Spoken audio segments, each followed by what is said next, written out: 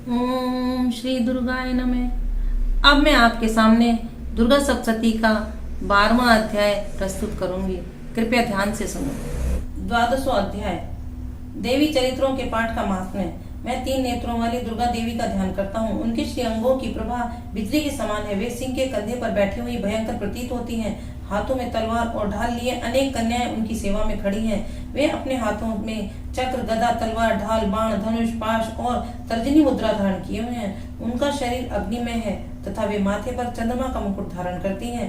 देवी बोली, देवताओं, जो एकाग्रचित होकर प्रतिदिन इन स्तुतियों से मेरा स्तवन करेगा, उसकी सारी बाधा मैं निश्चय ही दूर कर दूंगी। जो मधुकैटभ का नाश, महिषासुर का वध तथा सुम निशुम के संहार के प्रसंग का पाठ करेंगे तथा अष्टमी, चतुर्दशी और नवमी को भी जो एकाग्रचित हो भक्ति पूर्वक मेरे उत्तम महात्म्य का श्रवण करेंगे, उन्हें कोई पाप छू नहीं सकेगा।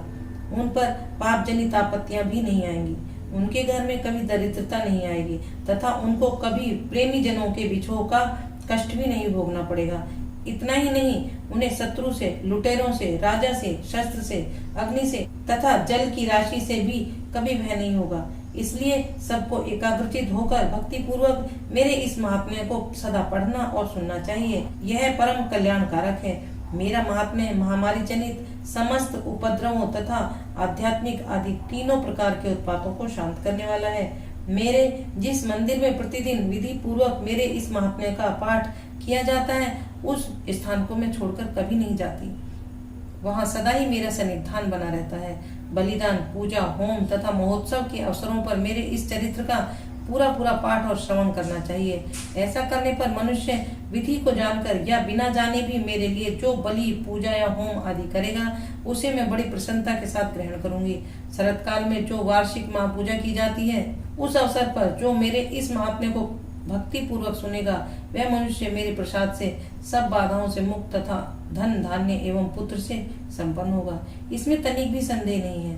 मेरे इस महात्म्य, मेरे प्रादुर्भाव की सुंदर कथाएं तथा युद्ध में किए हुए मेरे पराक्रम सुनने से मनुष्य निर्भय हो जाता है। मेरे महात्म्य का श्रवण करने वाले पुरुषों के शत्रु नष्ट हो जाते हैं। उन्हें कल्याण की प्राप्ति होती है तथा उनका कुल आनंदित रहता है। सर्वत्र शांति, कर्म में बुरे स्वप्न दिखाई देने पर तथा ग्रहजनित पीड़ा उपस्थित होने पर मेरा महात्म्य श्रवण करना चाहिए।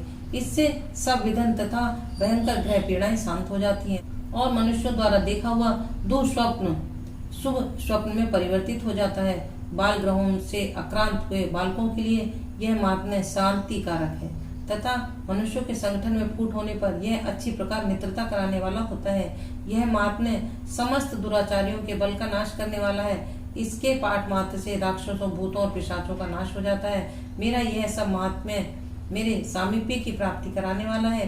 पशु, पुष्प, अर्घ्य, धूप, दीप, गंध आदि उत्तम सामग्रियों द्वारा पूजन करने से, ब्राह्मणों को भोजन कराने से, होम करने से, प्रतिदिन अभिषेक करने से, नाना प्रकार के अन्य भोगों का अर्पण करने से तथा दान देने आदि से 1 वर्ष तक जो मेरी आराधना की जाती है और उससे मुझे जितनी प्रसन्नता होती है, उतनी प्रसन्नता मेरे इस उत्तम चरित्र का एक बार श्रवण करने मात्र से हो जाती है।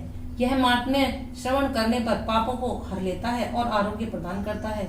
मेरे प्रादुर्भाव का कीर्तन समस्त भूतों से रक्षा करता है तथा मेरा युद्ध विषयक चरित्र दुष्ट दैत्यों का संहार करने वाला है। इसके श्रवण करने पर मनुष्यों को शत्रुओं का भय नहीं रहता।